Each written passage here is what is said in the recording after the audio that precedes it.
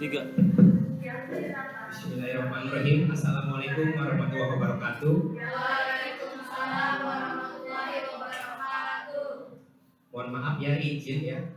Perkenalkan, nama saya Didi Armadi ya, dari SMP Negeri 8 Kota Cirebon. Saya di sini akan mencoba mempresentasikan tentang budaya positif di sekolah. Kemudian saya presentasikan ini adalah tugas dari calon guru penggerak atau CGP angkatan 9 tahun 2023. Terima kasih pada Bapak Ibu, kemudian siswa juga yang mempersiapkan atau yang siap untuk memahami tentang apa itu budaya positif di sekolah. Kemudian pada slide pertama kita langsung mulai saja ya. Pada slide pertama yaitu ada konsep inti budaya positif. Budaya positif di sini terdiri dari 7 konsep inti budaya positif. Yang pertama perubahan paradigma, kemudian yang kedua disiplin positif, kemudian yang ketiga motivasi perilaku manusia, kemudian yang keempat 5 kebutuhan dasar manusia, kemudian yang kelima 5 posisi kontrol, yang keenam keyakinan kelas, yang ketujuh tentang segitiga restitusi. Oke, kita mulai satu persatu kita bahas. Perubahan paradigma belajar. Di sini itu kita menganut perubahan. Perubahan itu suatu kegiatan evolusi atau perputaran mengubah sesuatu baik itu dalam hal pemikiran, fisik, tingkah laku maupun strategi-strategi dalam suatu kegiatan. Jadi yang namanya perubahan itu tidak hanya perubahan dalam diri manusia saja, bisa juga perubahan dalam hal tingkah laku, pikiran, dan fisik. Bagaimana itu tingkah laku bisa berubah? Misalkan kalian tadinya itu sekolah di sekolah dasar. Sekolah di sekolah dasar itu banyak posisi bermain.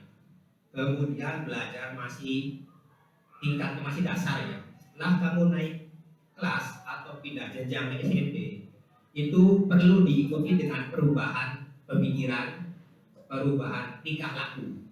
Dengan berjalannya perubahan pemikiran dan tingkah laku secara langsung, fisik kalian akan bertambah karena dipengaruhi oleh faktor usia. Kemudian yang kedua, paradigma. Apa itu paradigma? Paradigma adalah cara pandang orang terhadap diri dan lingkungannya yang akan mempengaruhi dalam berpikir kognitif, bersikap afektif, dan bertingkah laku konatif. Kognitif ini adalah pemikiran ya, akan berubah pemikirannya yang dari tadinya pemikirannya sempit menjadi luas. Kemudian di sini beserta afektif dan konatif. Cara pandangnya berubah, yang tadinya masih anak-anak menjadi dewasa. Kita akan tahu mana yang baik, mana yang kurang baik. Jangan sampai salah bertindak atau bertingkah laku. Kemudian yang ketiga, belajar. Apa itu belajar? Belajar merupakan sebuah aktivitas mental atau psikis yang dilakukan oleh seorang hingga menimbulkan perubahan tingkah laku yang berbeda antara sesudah belajar dan sebelum belajar. Nah, di sini perbedaan belajar sangat jelas ya. Terjadi perbedaan tingkah laku yang berbeda.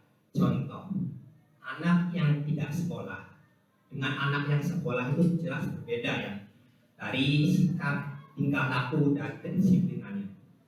Anak yang sekolah itu mengerti, memahami, serta belajar pendidikan agama misalkan. Mereka diajarkan tentang hal-hal positif. Kemudian mereka akan meninggalkan apa yang dilarangnya, kemudian akan menjalankan apa perintahnya. Kedua, contohnya anak yang bersekolah itu disiplin waktu, pagi berangkat untuk belajar di sekolah. Sedangkan anak yang tidak bersekolah itu kurang tertata dalam hidupnya. Jadi kadang-kadang seenaknya sendiri.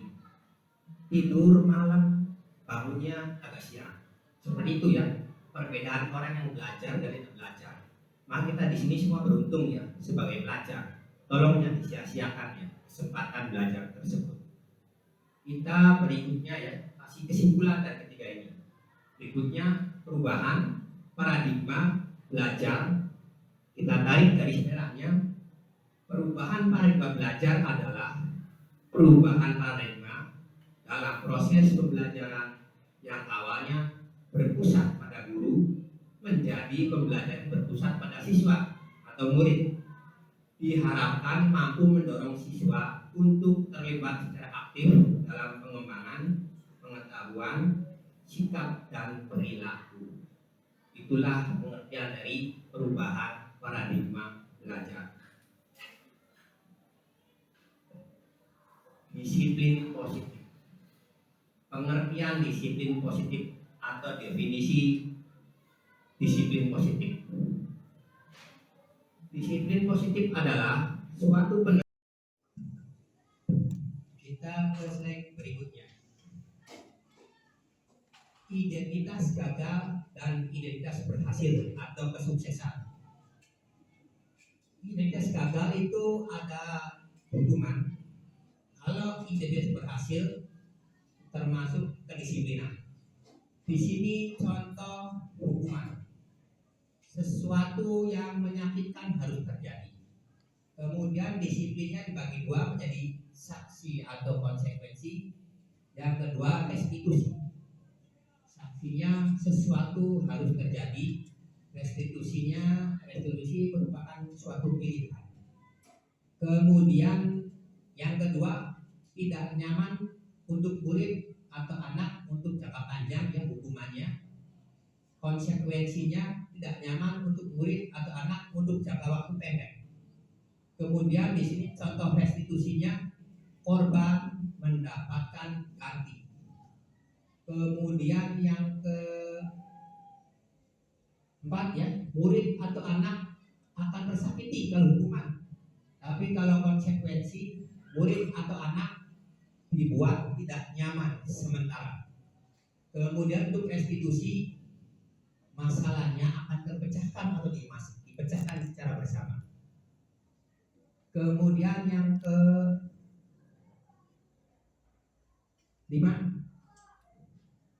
perilaku pasif agresif meningkat.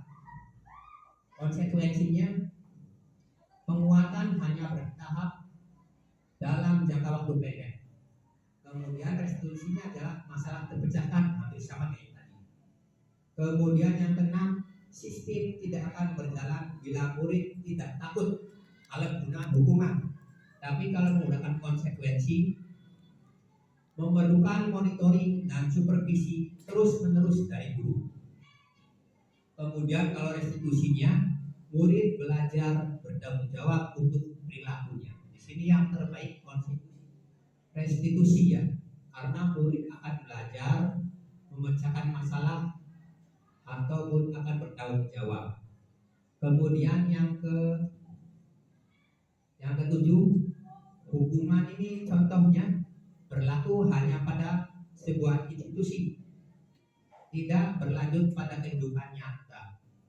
Konsekuensinya membantu penerapan mengikuti peraturan dalam masyarakat.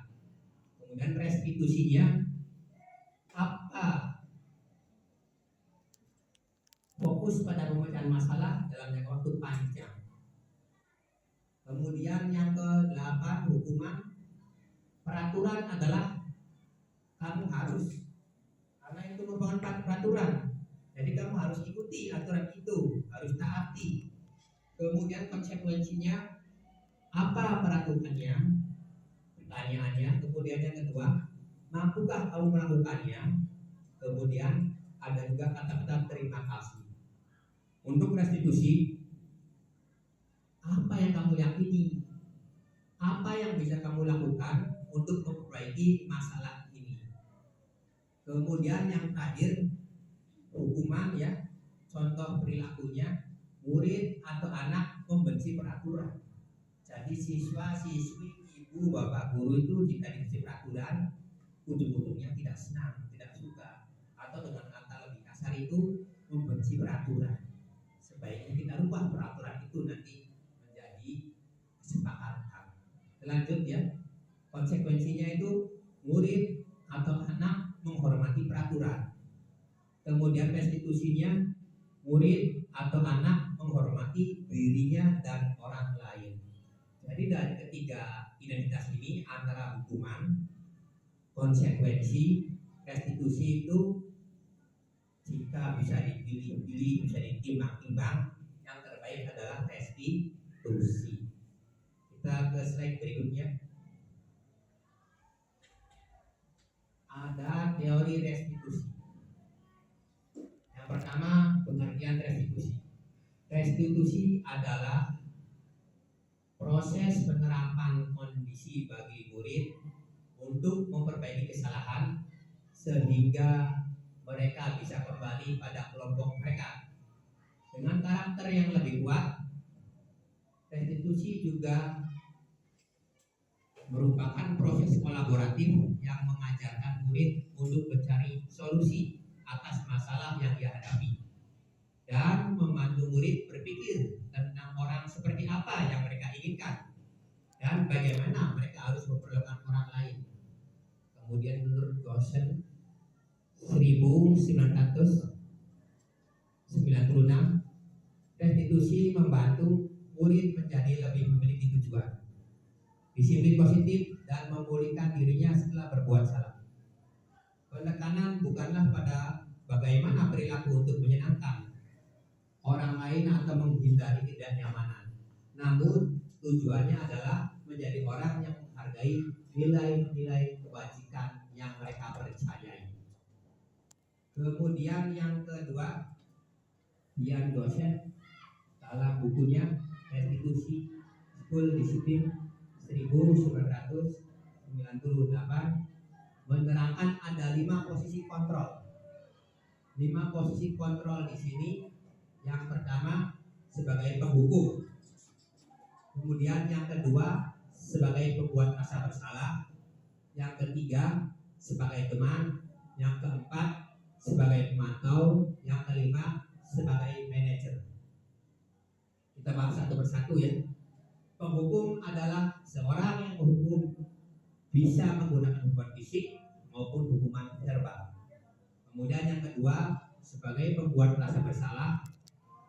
Pada posisi ini biasanya guru akan bersuara lebih lembut.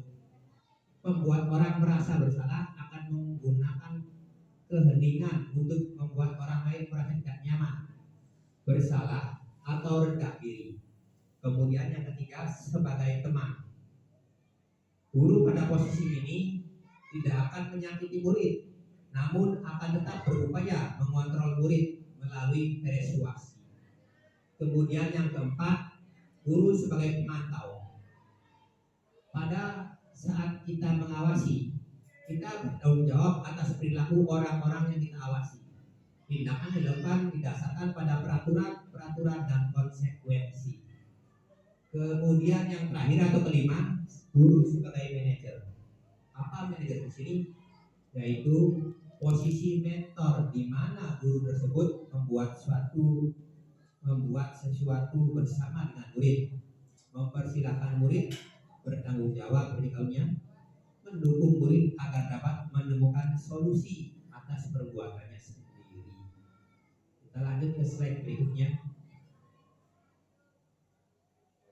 Nah, di sini ada yang namanya peraturan dan keyakinan kelas. Kita kupas satu persatu keyakinan dan peraturan kelas. Yang pertama, peraturan dulu. Apa itu peraturan? Peraturan adalah aturan-aturan yang ditetapkan oleh sekolah atau lembaga pendidikan untuk menjaga disiplin, keamanan, dan ketertiban di lingkungan sekolah. Peraturan biasanya bersifat tertulis dan disampaikan kepada seluruh siswa sebagai pedoman tentang perilaku yang diperlukan dan perilaku yang tidak diperbolehkan.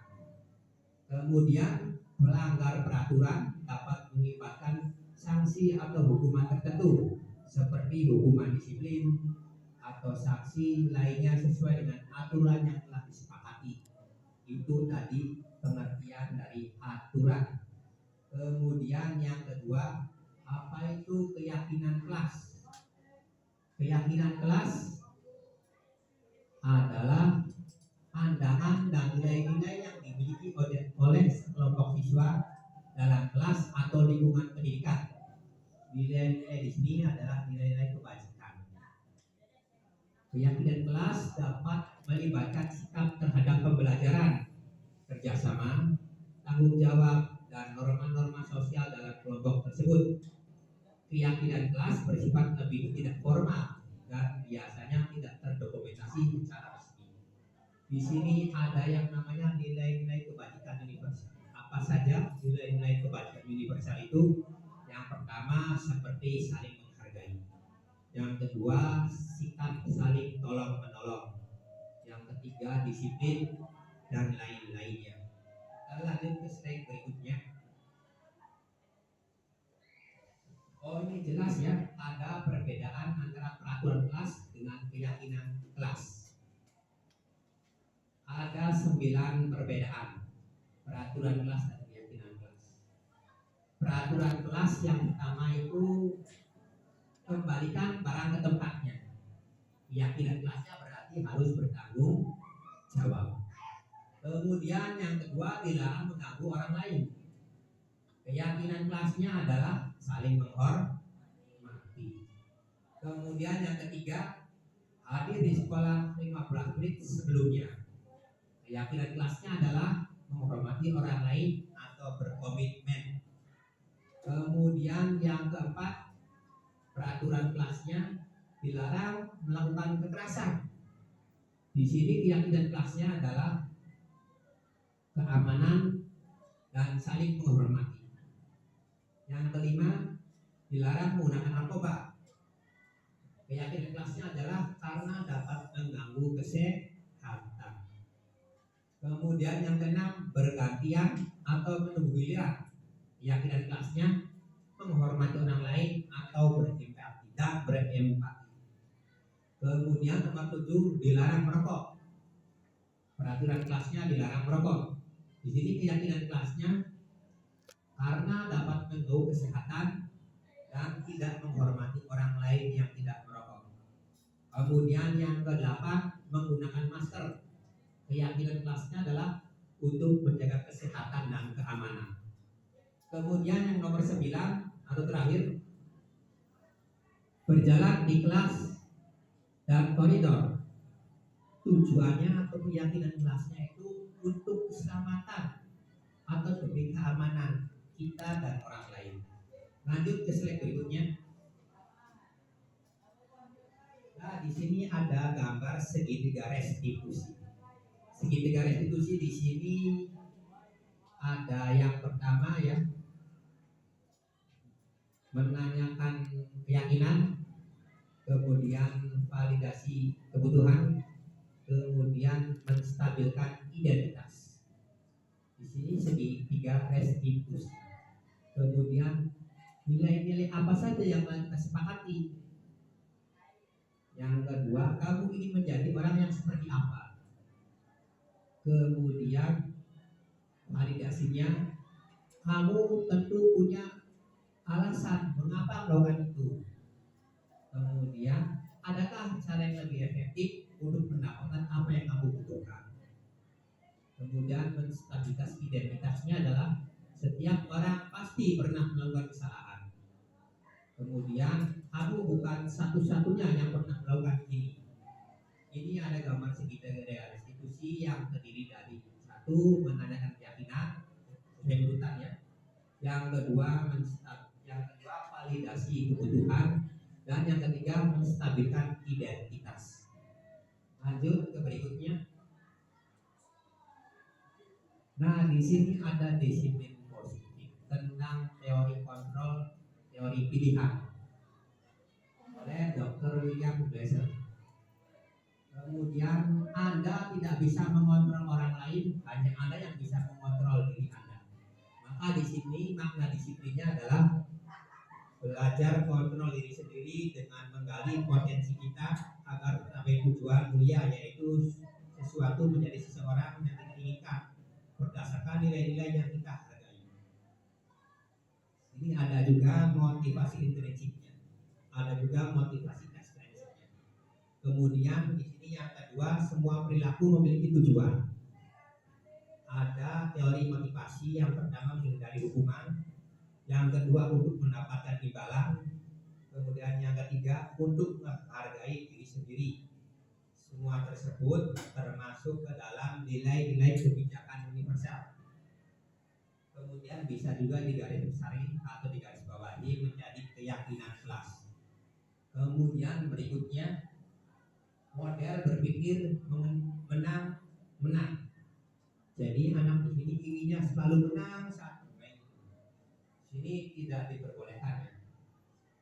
Model berpikir menang tersebut kurang bagus. Kemudian yang kedua, kolaborasi dan konsensus menciptakan pilihan-pilihan baru. Terdapat 5 posisi kontrol yang tadi. Yang pertama, penghukum. Kemudian 2, pembuat rasa bersalah. Ketiga, teman. Keempat, pemantau. Kelima, manajer. Kemudian dari 5 posisi kontrol tersebut, secara garis merah ditarik menjadi segitiga restitusi. Yang pertama, menstabilkan identitas. Yang kedua, validasi kebutuhan. Yang ketiga, menanyakan keyakinan. Kemudian realitas kebutuhan kita berbeda-beda. Kita berusaha memahami pandangan orang lain tentang dunia. Setiap orang memiliki gambaran berbeda. Kemudian terdiri dari 5 kebutuhan dasar manusia. Yang pertama, bertahan hidup, yang tadi sudah dijelaskan ya, tentang sandang, pangan papan, atau makan, minum, tempat tinggal dan lain-lain. Kemudian penguasaan ya. Yang kedua, penguasaan.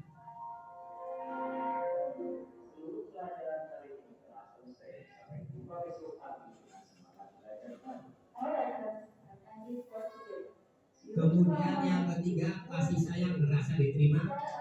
Yang keempat, kesenangan. Yang kelima, kebebasan. Jadi disiplin positif itu secara garis besar itu mempelajari yang pertama makna disiplin, yang kedua teori motivasi, yang ketiga 5 posisi kontrol, yang keempat 5 kebutuhan dasar manusia. Oke, berikutnya kita akan mencoba menganalisis 4 studi kasus menggunakan pisau analisis. Kasus yang pertama, di sini ada guru matematika yang bernama Ibu Santi. Kemudian Ibu Santi di sini sedang berhalangan hadir karena sakit. Akhirnya dicarikanlah guru pengganti yang bernama Ibu Eni. Ibu Eni tersebut baru bekerja 2 tahun menjadi guru SMP. Kemudian Ibu Eni mencoba menyapa Vivi dan Natali dengan ramah sambil mengingatkan mereka untuk fokus pada pekerjaan tugas. Ayolah, tugasnya dikerjakan. Kemudian nanti ibu ditegur kepala sekolah atau kalian tidak kerjakan tugas. Jika kalian tidak mengerjakan tugas, nanti ibu ditegur oleh kepala sekolah. Tolong bantu ibu ya. Namun Vivi dan Natali malah jadi tertawa. Ibu santai saja. Mereka tetap tidak mengerjakan tugas dan malah mengobrol. Keesokan harinya Ibu Santi memanggil Vivi dan Natali, memanggil siswa tersebut.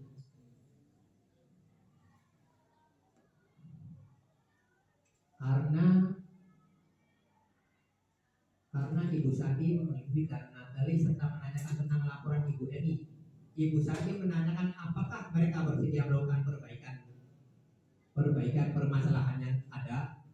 Vivi dan Natali sempat ragu awalnya dan membela diri, namun pada akhirnya mengatakan akan meminta maaf. Ibu Santi menanggapi bahwa tindakan itu boleh saja dilakukan bila mereka sungguh-sungguh ingin meminta maaf. Namun Ibu Santi menanyakan kembali, apakah yang mereka bisa lakukan untuk mengganti rasa tidak hormat itu? Baik Vivi maupun Natali mengaku bahwa perilaku mereka tidak sesuai dengan keyakinan kelas. Ibu Santi melanjutkan kembali, apa yang akan mereka lakukan untuk memperbaiki masalah? Apakah ada gagasan? Setelah berpikir sejenak, Natali dan Vivi mengusulkan bagaimana kalau mereka mengadakan sebuah diskusi kelompok dengan teman-temannya. Tema yang mereka pilih adalah penerapan keyakinan kelas, terutama tentang sikap saling menghormati dan bagaimana penerapan di kehidupan sehari-hari di sekolah. Usulan kedua adalah mengirim email kepada Ibu Eni tentang gagasan mereka tersebut. Mereka pun memberitahu Ibu Eni bahwa mereka telah memberitahu kepala sekolah Pak Hasan bila lain waktu ada ketiadaan guru, maka mereka akan mengusulkan Ibu Eni sebagai pengganti. Ini kasus yang pertama ya. Pertanyaan kasus 1. Coba dibaca sama Akbar. Wahyu. Kasus 1 baca ya.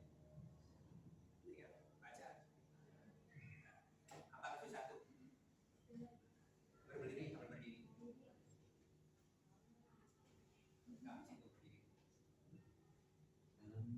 Dalam kasus 1 di atas langkah-langkah restitusi apa saja yang sudah dilakukan oleh Ibu Santi. Kemudian yang kedua, Menurut Anda, apakah restitusi yang diusulkan Vivi dan Natali sudah sesuai dengan pelanggaran yang telah dibuat? Apakah langkah restitusi yang telah diusulkan mereka? oke, terima kasih. Yang pertama, kasus di atas, langkah-langkah revisi apa saja yang sudah dilakukan oleh Ibu Santi. Kemudian yang kedua, menurut Anda, apakah restitusi yang diusulkan Vivi dan Natali sudah sesuai dengan pelanggaran yang telah dibuat? Apakah langkah-langkah restitusi yang telah diusulkan mereka? Kemudian pertanyaan kasus yang ketiga, kasus 1 yang pertanyaan yang ketiga, dalam kasus di atas, posisi apakah yang telah diambil oleh Ibu Eni dalam menilai Vivi dan Natali? Jelaskan jawabannya. Kemudian yang keempat, jika Anda adalah Pak Hasan, bagaimana menyikapi langkah yang ditempuh Ibu Santi?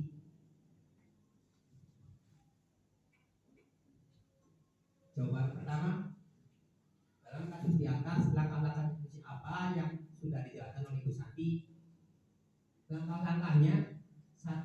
Menstabilkan identitas, 2. Validasi tindakan, 3. Menanyakan keyakinan. Ketiga langkah di atas sudah terlihat pada kalimat di paragraf kedua sampai paragraf ketiganya.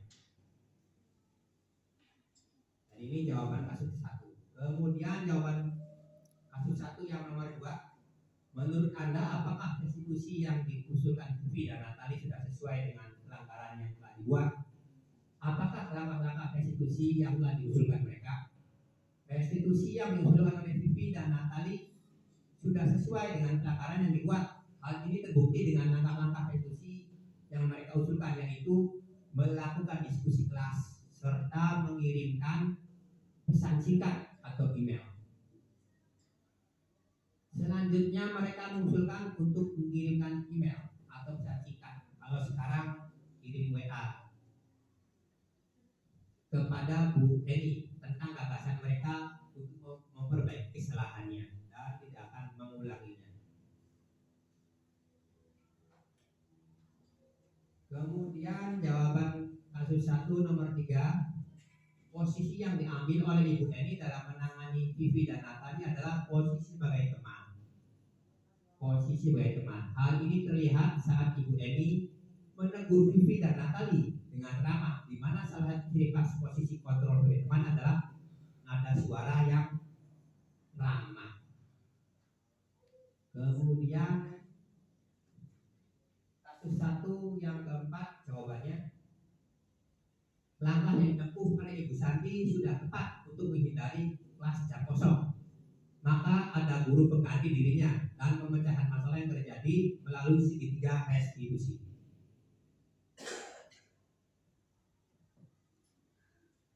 sebagai kepala sekolah pasti memberikan apresiasi kepada Bu Santi atas tindakan solusi yang dilakukan dan berikan saran untuk Bu Santi agar penggantinya harus mengenal karakter siswa di kelas yang mencegah terjadinya kejadian terulang kembali.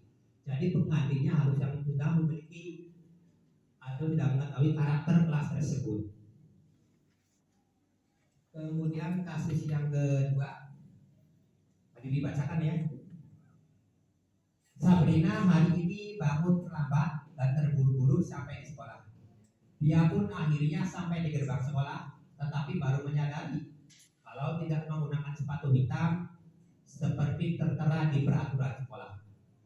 Di depan pintu kelas, Bapak Lukman memperhatikan sepatu Sabrina yang berwarna coklat.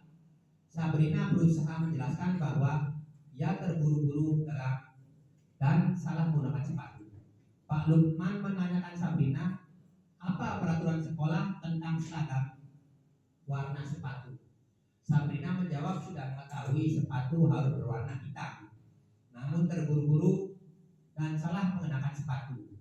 Selain tidak mungkin kembali pulang karena rumahnya jauh sekali, Pak Lukman tetap bersikeras pada peraturan yang berlaku dan mengatakan, ya sudah, kamu sudah melanggar peraturan sekolah.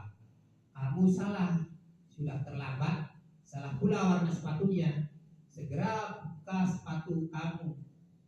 Segera buka sepatu kalau tidak bisa mengenakan warna sepatu sesuai peraturan.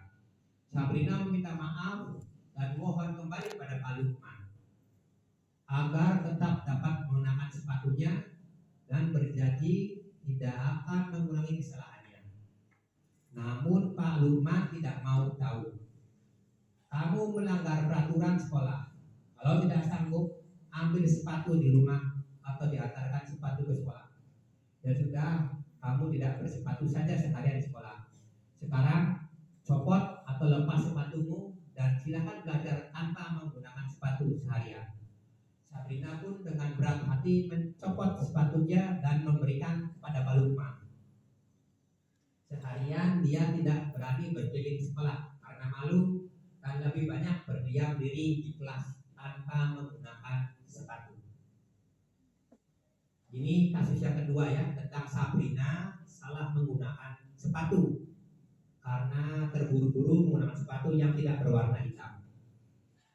Pertanyaan kasus yang kedua, dalam kasus di atas, sikap posisi apakah yang diambil oleh Bapak Lukman? Jelaskan. Kemudian yang kedua, bila Bapak Lukman ambil posisi seorang manajer, apa yang dikatakannya? Pertanyaan-pertanyaan seperti apakah yang akan diajukan Sabrina? Jelaskan. Kemudian yang ketiga, kira-kira bila Anda adalah kepala sekolah di sekolah tersebut, nilai kebajikan apa yang ingin dituju oleh peraturan harus berwarna hitam. Bagaimana Anda menyikapi langkah yang diambil Pak Lukman mengenai kasus tersebut? Jawaban kasus yang kedua, sikap posisi yang diambil oleh Pak Lukman adalah sebagai penghukum. Di sini jelas sebagai penghukum ya, karena Pak Lukman itu sebagai memvonis ya, kamu kalau tidak bisa menggunakan sepatu berwarna hitam sesuai dengan aturan, lebih baik lepas sepatu kamu dan tidak memakai sepatu selama seharian belajar di sekolah.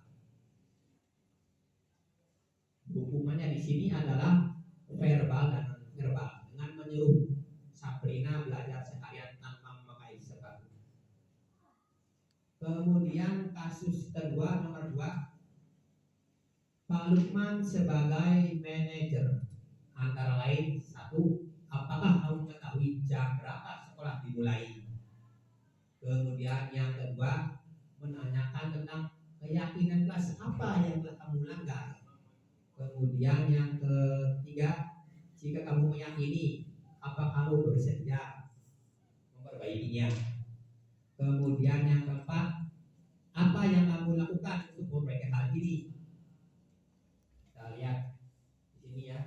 Pada posisi manajer, penekanan bukan pada kemampuan membuat konsekuensi, namun bagaimana berkolaborasi dengan murid untuk memperbaiki kesalahan yang ada.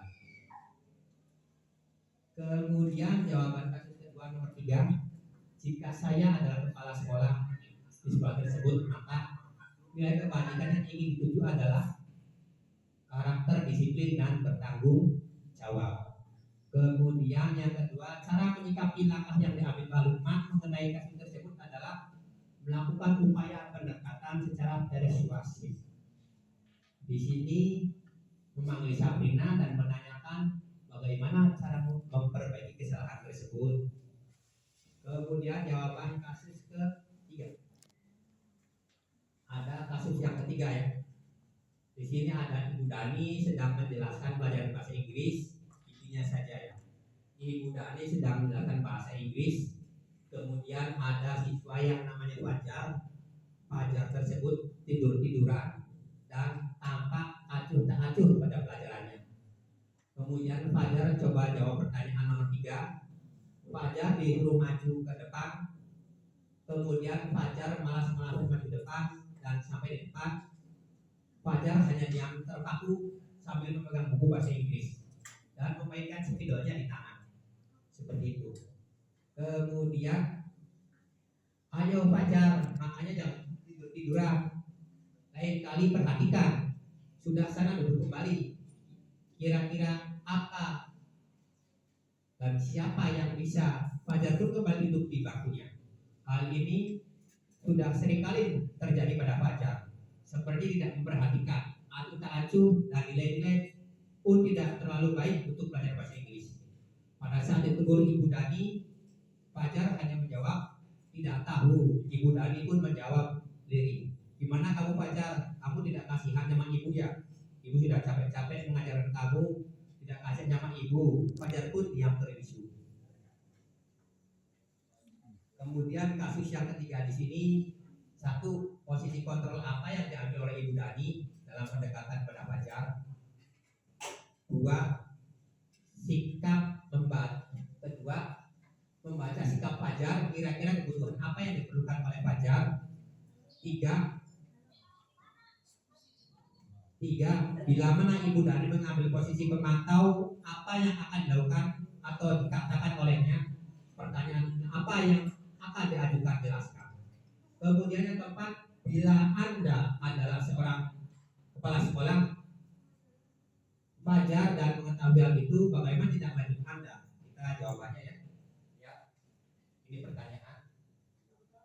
Jawabannya, posisi kontrol yang diambil oleh Ibu Dani dalam pendekatan pada Fajar adalah sebagai pembuat merasa bersalah. Hal ini terlihat pada kalimat yang diucapkan oleh Ibu Dani. Gimana kamu Fajar? Kamu tidak kasihan sama ibu ya? Ibu sudah capek-capek mengajarkan kamu, dan kasihan sama ibu. Kemudian jawaban kasus 3 nomor 2, kebutuhan yang diperlukan Fajar adalah kebutuhan kesenangan, karena Fajar hanya ingin tidur-tiduran, padahal pelajaran bahasa Inggris. Kemudian di sini anak-anak dengan kebutuhan dasar kesenangan yang tinggi biasanya ingin menikmati apa yang dilakukan. Mereka juga bisa berkonsentrasi tinggi saat mengerjakan hal yang disenangi. Itu jawaban kasus ketiga nomor 2. Fajar, kebutuhan yang Fajar adalah kebutuhan kesenangan. Kemudian jawaban kasus 3 nomor 3, sebagai posisi pemantau berdasarkan pada peraturan konsekuensi dengan menggunakan saksi konsekuensi dapat memisahkan hubungan pribadi dengan murid. Sebagai seorang yang menjalankan posisi pemantau, pertanyaan yang dilakukan oleh Ibu Dani sebagai seorang pemantau, peraturannya apa? Yaitu kelas saat belajar bahasa Inggris harus bagaimana? Apa yang telah kamu lakukan? Saksi atau konsekuensinya apa? Kemudian kasus yang ketiga nomor 4, jika saya adalah kepala sekolah di sekolah Fajar dan mengetahui hal ini, maka tindakan yang saya ambil adalah peran saya sebagai supervisor, yaitu dengan memberikan saran kepada Ibu Dani untuk menciptakan suasana belajar yang menyenangkan dengan menggunakan model pembelajaran yang tepat dan tidak membosankan. Rencana tindak lanjut mengadakan IHT bagi guru-guru terhadap pembelajaran berdiferensiasi dan model pembelajaran yang menyenangkan. Jadi guru bahasa Inggris tersebut perlu melakukan pembelajaran yang sesuai dengan kebutuhan peserta didik. Terakhir, ada kasus keempat. Kasus keempat ada Anto dan Nino sedang bermain bersama lapangan basket. Kemudian saling berebut. Kemudian terjadi dorong-mendorong dan terjadi tarik-menarik. Kemudian ada salah satu siswa di sini kancingnya lepas atau kancingnya copot ya, 3 kancing. Kemudian ada seorang guru yang bernama Ibu Suti bertanya kepada Nino, apa yang akan dilakukan untuk mengganti kancing atau yang lepas itu? Kemudian datanglah seorang guru namanya Ibu Suti. Kemudian diajak berkomunikasi atau berdiskusi. Nino berpikir sejenak namun menjawab, wah tidak tahu Bu, saya lem kembali mungkin ya. Ibu Suti berpikir sebentar menanggapi tersebut. Kalau dilem akan berlepas kembali Nino. Kemudian apakah kamu bisa menjahit? Sambil bertanya, Nino tampak ragu-ragu dan menanggapi, menjahit. Mana saya tahu bagaimana menjahit Bu. Ibu Suti meneruskan, apa kamu bersedia belajar menjahit? Nino berpikir sejenak. Kemudian Nino menjawab, ya. Yang mengajari siapa Bu? Dengan cepat Ibu Suti menjawab, Pak Irfan. Karena Pak Irfan adalah guru tata boga. Nino kembali berdiam sejenak memandang kemeja Anto yang tanpa kancing. Akhirnya Nino mengangguk tanda setuju dan sepanjang siang itu Nino belajar menjahit dan memperbaiki kemeja Anto. Terakhir kali terlihat kedua anak laki-laki tersebut dan Anto pada saat jam pulang sekolah mereka sudah bercengkrama dan bersenda gurau kembali. Kita bahas kasusnya ini tentang ada 3 pertanyaan pada kasus 4. Posisi kontrol apa yang telah dipraktikkan oleh kepala sekolah atau Ibu Suti? Kemudian kasus kedua, dalam kasus tersebut bagaimana Nino dikuatkan? Bagaimana Anto dikuatkan oleh Ibu Suti? Kemudian pertanyaan ketiga, kira-kira nilai kebajikan apa yang dituju dalam kasus tersebut? Jelaskan. Kita jawab. Jawaban kasus 4 nomor 1. Posisi yang telah diterapkan oleh kepala sekolah atau Ibu Suti adalah sebagai manajer, karena beliau bisa memvalidasi antara kesalahan yang dibuat oleh Anto dan Nino.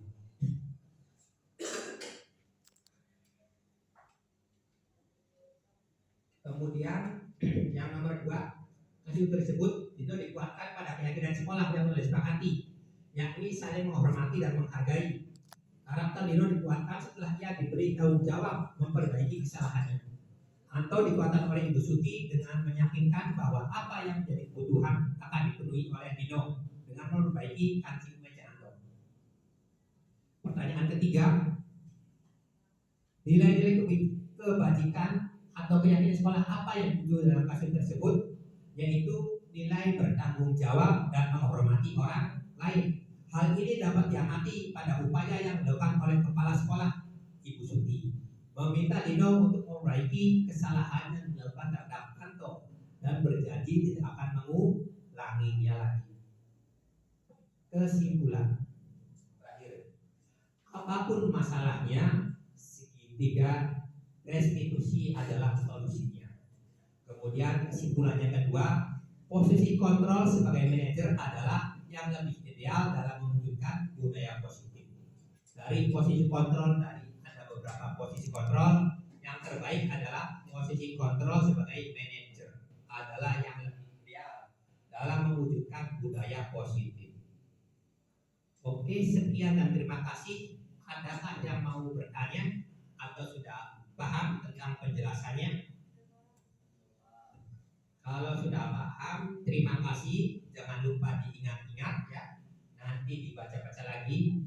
Pak Didi akan share ini PowerPoint ya atau kanvas tersebut kepada ibu bapak guru dan murid beserta praktikan. Kalau tidak ada pertanyaan, terima kasih. Mohon maaf apabila ada kesalahan kata maupun ucapan, karena kesempurnaan adalah milik Allah Subhanahu wa Ta'ala. Terima kasih. Assalamualaikum warahmatullahi wabarakatuh.